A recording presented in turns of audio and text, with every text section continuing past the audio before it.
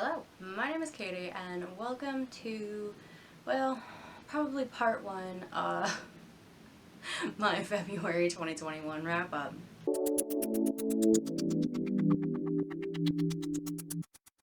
Okay, a little housekeeping. I know in January I said that we weren't likely to see, another 18 books in February, and yet here we are, and we have 23 books, which necessitated splitting this wrap up into two parts again. I should really start doing mid-month wrap-ups, but oh my god, sometimes I just can't be bothered to film. So this is what we're doing. Christ. Okay, yes, my hair is a mess. I don't care. Anyway, so what I'm gonna do here is, in this video, we're gonna go over my stats, we're gonna go over the nonfiction I read, and the science fiction I read. And then part two will be my historical fiction, mystery thriller, and I had one like literary fiction book that I read. So that's what we're gonna do. So first things first, in the month of February I read 23 books for a total of 6,252 pages. 23 books sounds like a lot, but 6 of them were short stories, as in like under 100 pages. I think most of them were under 50 pages, to be honest. So it's not really that much. And then I did a lot of audiobooks this month. So it's not as much as it seems. And also my page count was actually less for February than it was for January, which is pretty telling in my opinion. Like, I'll see people who read like 45 books in a month, but they read a total of like 3,000 pages, and I'm like, okay, well, it's not really the same thing. But anyway, that's enough on that. So the graph here should be showing you the various moods I read. It looks like mostly was emotional, reflective, and challenging. Yeah, I can see that. The books that have stuck with me, though, I don't think really represent those three moods, but it is what it is. For the pacing that I read, this surprised me a little bit. So I read only 2 that were fast-paced, 14 that were medium-paced, and 7 that were slow-paced. Typically, I don't read that many books that are slow-paced, and I don't feel like I read more than 1 or 2 that to me felt slow. So that's kind of interesting. The page number breakdown, and here's where it really shows the difference in page numbers between January and February. I read 11 books that were under 300 pages. I read 10 that were between 300 and 499, and then 2 that were over 500 pages. Not bad, but it also does explain why I managed to get through 23 books in February. Okay. The nonfiction and fiction breakdown is interesting because this is the most nonfiction I've read since Nonfiction November. I read 5 books that were nonfiction and 18 that were fiction. Not really a bad split there, to be honest. I usually like to read at least 3 nonfiction books a month, so 5 feels pretty good. I'll have a bar graph up here with the various genres I read. As you can see, a lot of science fiction and a lot of historical fiction. Those two are pretty much as opposite as can be, but, here we are. And then, of my 23 books, I had an average rating of 3.5 stars, which feels kind of low. And I did have kind of, just a weird month when it comes to reading. Okay, so first off, we're going to start with nonfiction. These are not in any particular order. They're kind of just however I made the list. So the first book we're going to talk about is Black Tudors, The Untold Story by Miranda Kaufmann. I gave this 2 stars. I was not a fan. I will say, though, that I listened to it on audiobook, But from what I could tell from the reviews, there were a lot of pictures and things of that nature that really enhanced the reading experience if you had a physical copy. I don't know if that's true, it's just what I gleaned from some of the reviews I read. So audiobook may not be the way to go with this one. I understand what the author was trying to do. She was trying to give a voice, I think, to the black citizens that were living in the UK in the Tudor times and demonstrate that England has not always really been white. Like, there's always been black people around. But I don't really think she made her point, because there were several times that she mentioned how few black people there were, especially in regards to when she would discuss various people getting married and say that they were likely interracial marriages simply because there weren't that many black people around. And based on that and all the other descriptors, which in some cases she wasn't even sure they were actually black, she was just basing it on fairly scant evidence, in my opinion. So, like, I feel like to most of the people living in that time, it was a pretty white place to be. Like, that was the gist that I got from the book. Like, most people probably didn't really interact with many black people at that point in time. And then the people she did mention, even the ones that we know for sure were black, a lot of them really never even ended up setting foot in England. They just sailed with British ships periodically. And then she told more background information about, like, the white people they interacted with, because she just didn't have that much content for the individuals she was trying to talk about. And then she would go off on, like, weird unrelated tangents. So we'd get, like, a whole rundown of the history of the trumpet, or how much this tournament cost, or the history of silk. And I don't know. I just don't think the book accomplished what it set out to do. And from, like, a history perspective, the various background things were pretty interesting. And, like, you know, but, like, it just felt so random. Like, there were random tangents. And I just didn't get what I was coming to the book for.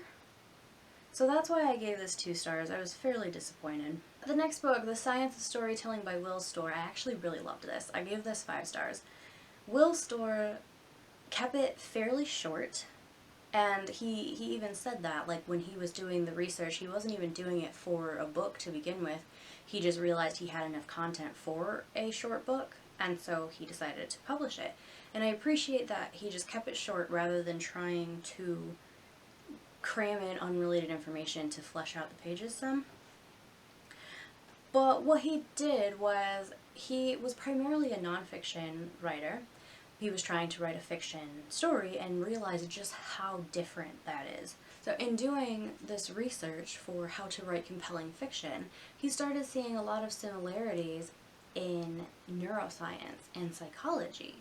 So he ended up putting this book together, just detailing how all 3 of those fields intersect, even though you wouldn't maybe think that they would, and it was fascinating. It didn't get too technical or anything, a lot of it because it relates back to fiction and writing characters, which, I mean, is something, like, I don't write, but I read, so I can easily grasp what he's getting at, and I could think of examples, and it was just a really great book. It didn't take that long to get through, and I thoroughly enjoyed myself. The next book here I enjoyed, well, kind of a lot less, and that is Royal Witches, Witchcraft and the Nobility in 15th-Century England by Gemma Hollman. I gave this 2 stars. Oh my god. Okay, so I'm gonna start with positives here. This book was a heckin' lot of fun to read. It's very gossipy in tone, and it really does keep you hooked with the stories that are being told, and a lot of it is about women that I didn't really know that much about, like Jacquetta of Luxembourg. And then it also kind of had interesting connections because it showed how these various women in British history were connected through family or whatever. So that was great. I 100% enjoyed that. I learned quite a bit that I didn't really know. My problem is that I'm not sure how much I can trust the author. Her sources were questionable at best. At one point she quotes Philippa Gregory, who, if you don't know, is a historical fiction writer that is pretty well known for playing fast and loose with historical fact. So that was alarming. If you want me to take your nonfiction book seriously, quoting Philippa Gregory is not the way to go. At all. Another bone I have to pick with this book is the writing. Oh my god. So bad. The overuse of the same transition words, however, specifically. Like, it would, almost, like, every other sentence started with however, and then there were sentences where she'd throw it in the middle, however, comma, and I'm like, you didn't even need that. You didn't even need that. I was listening to this on audiobook, and it was driving me up the wall. Every time it was said again, I would, like, grind my teeth. Because it was so bad. Like, pick a different word.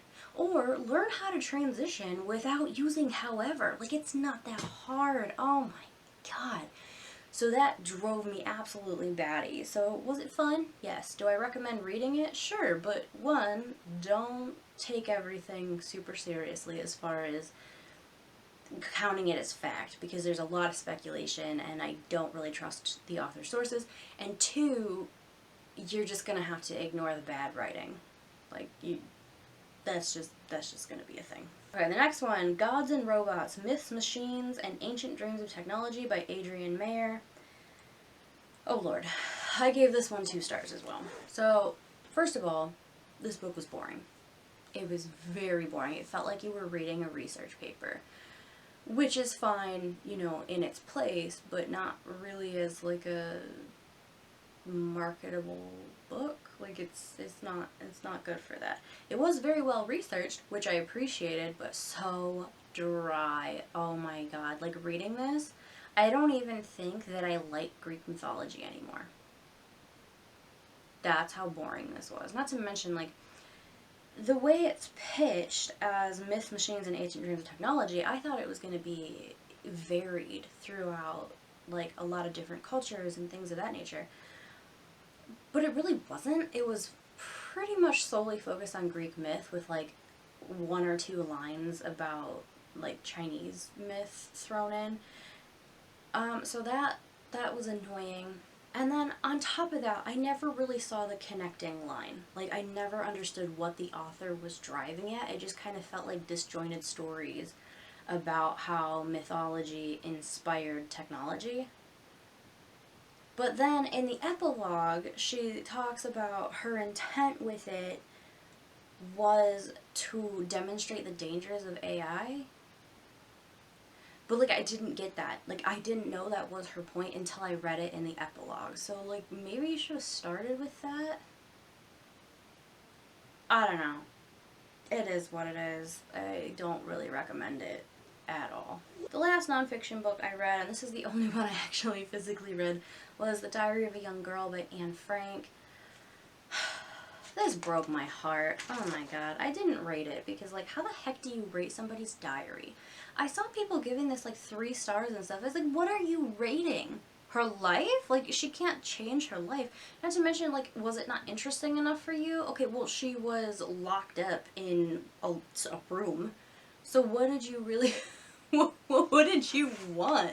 Add to that, it's not like she really intended this diary to be read ever. She wasn't going to publish it. She does mention potentially someday writing a book and using her diary as, like, recollections.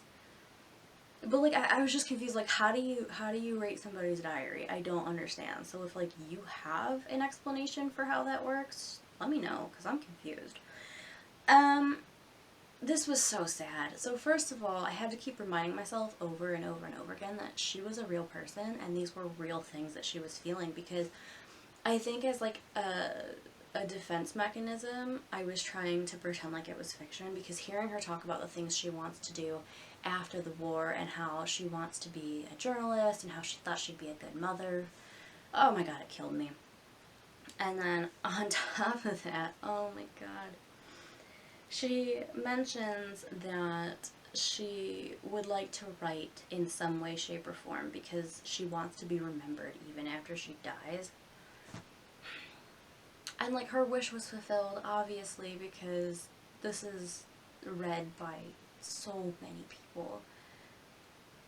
But damn, did it hurt me. So that's it for the nonfiction that I read.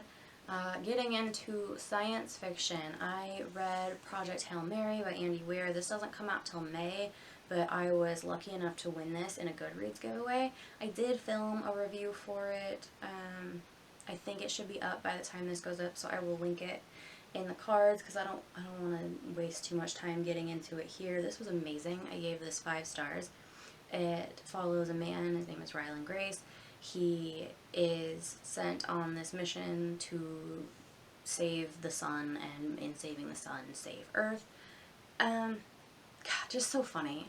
So highly entertaining, but also surprisingly heartwarming. Really, really recommend getting your hands on this in May if you enjoy science fiction. Okay, next, this is actually considered more fantasy, but I threw it in here because, oh my god, sometimes I don't want to create subsections for every single book I've read because I read so widely that gets complicated. But that is The City We Became by N.K. Jemisin. I think I gave this 4 stars. I really, really did enjoy it. This is part a love letter to New York City and part a warning about the insidious creep of gentrification and how it can erase people and cultures until everyone is assimilated into one big vat of nothing, really. No creativity, no spark, no energy. And while I never quite felt gripped by the story, and I don't know, I never really connected with the characters. I never really was hooked to the point that I couldn't wait to pick it back up again. But I think part of the problem there is that I am not from New York or any big city, really. And so I just don't have the connection with the story that I think a lot of people will have. So don't take my lack of real interest in the characters in the plot line as it wasn't any good. Take it as this isn't my experience, therefore I have trouble connecting. That being said, there are so many valuable discussions in this book. This is highly speculative in tone. It is classified as fantasy, and I guess, but it is set in our world just with like a fantastical twist to it, so I don't know if I would really strictly call it fantasy. But that's what it's classified as, so that's what it is. I almost did an entire review on this book just because I got so much out of it, but I was just not feeling up to filming for most of February. One of the great things about this book is the amount of diversity. I think nearly every race is represented in this book, and then there's also a lot of representation for the LGBTQIA+ spectrum, and I really liked it. I thought it was well done. Now, there are a lot of things I can't speak to as far as representation goes, simply because I don't identify in that way.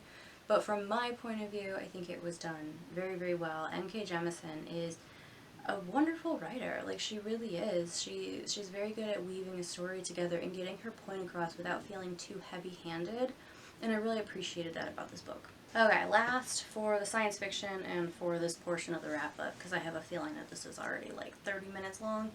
I read a bunch of short stories that were science fiction. Amazon has Amazon story collections that I didn't know existed, so that was fun, and you can read them for free with Prime Reading. I read the Forward collection, which is, like I said, a bunch of science fiction. So I read Emergency Skin by N.K. Jemisin, might as well, since we were on N.K. Jemisin. I gave that 4 stars. It was really good. It was about a certain subsection of people on the Earth left because Earth was dying, so they hopped on spaceships and left. And years later, they're coming back to Earth in search of these specific cells that will help keep their line going. it's just a really interesting look at privilege and what it does to people. And it also kind of discusses how maybe without that type of self-serving behavior, the world could potentially turn into a much better place. I really liked it. I gave it 4 stars. Just, I don't know what I was wanting from it at this point. I knew at the time, I remember being like, I wanted a little bit more, but I can't remember the specifics about it at this point, and I didn't really take notes because these stories were like 50-60 pages long. Next, You Have Arrived at Your Destination by Amor Towles. I gave this one 4 stars as well. Now, Amor Towles doesn't usually write science fiction. I usually, well, the only 2 books that he's written have been historical fiction. So I was very interested to see that he wrote a book for this series. It was really good. His story surrounded, how do we put this? Designer babies, and how genetics maybe can go a little too far. I really enjoyed my time with that one as well. Next we had The Last Conversation by Paul Tremblay. This I rated 3 stars. I'm not going to get into this too much, because if I even tell you what it's concerning in the science fiction realm, that'll basically like give away the ending. This one was just, I don't know, I just needed a little bit more from it, but it does kind of concern like the after effects of a pandemic, which was interesting, especially because these were written in 2019. Then we had Randomize by Andy Weir. I gave this 2 stars. This just didn't really do it for me. It was about computing technology and Vegas casinos, and I just didn't care. Summer Frost by Blake Crouch. I gave this 5 stars. I loved this so much. I actually haven't even returned it on the Prime reading thing because I want to read it again. It has to do with artificial intelligence and them potentially outsmarting the humans that create them, and it's a conversation that I love. And then we had Arc by Veronica Roth. I gave this 3 stars just because there wasn't much to it, which isn't necessarily a bad thing. It's just, it's another case of the end of the world, except this time the world is about to be hit by an asteroid and they are trying to get as many people off the planet as possible, but also take a lot of the plant life with them so they could perhaps terraform somewhere else. And that concludes the science fiction section. Okay, that was a lot, but we did it. So that is part 1 of my February wrap-up. Let me know in the comments if you've read any of these books. Let me know your thoughts. If you want to read any of these books, let me know that as well. If you're new here and you like my content, subscribe. Stick around. I'd love to see you in my comments. Thank you for watching. I hope to see you soon. Bye.